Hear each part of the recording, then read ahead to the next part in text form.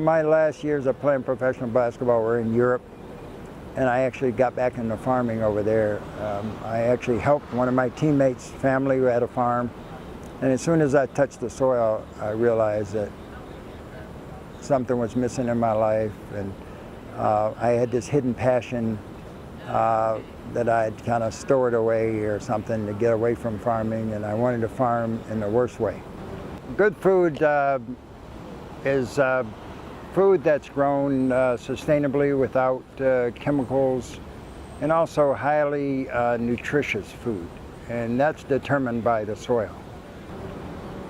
I grow soil, yeah, and that's something when I first said that, people said, grow soil, you know, what does that mean? You know, it means that we take carbon and nitrogen waste and stuff that's come from Mother Earth, and we compost it, 1 part carbon, 1 part nitrogen, and in about 4 months we grow our food because all of our soil is contaminated.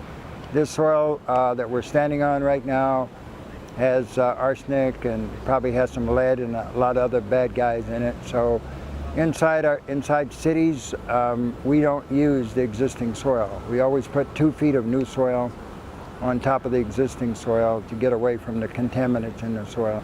Well, a lot of the stuff that we do is very low cost innovations, or I mean, you can go back to Peru. They were doing aquaponics hundreds of years ago, even thousands of years ago. So a lot of this stuff isn't about innovation, it's about tweaking what's already been done. None of the stuff that I'm doing is new. Composting isn't new. It's the fact that we're doing it on a large scale. It's about lowering the cost of production by growing your own soil, by growing your own energy, using solar, using wind, using compost to heat greenhouses and hoop houses in the wintertime. So being able to shrink that production cost so you can pass that on to the customers. So not everybody can shop at that Whole Foods up the street.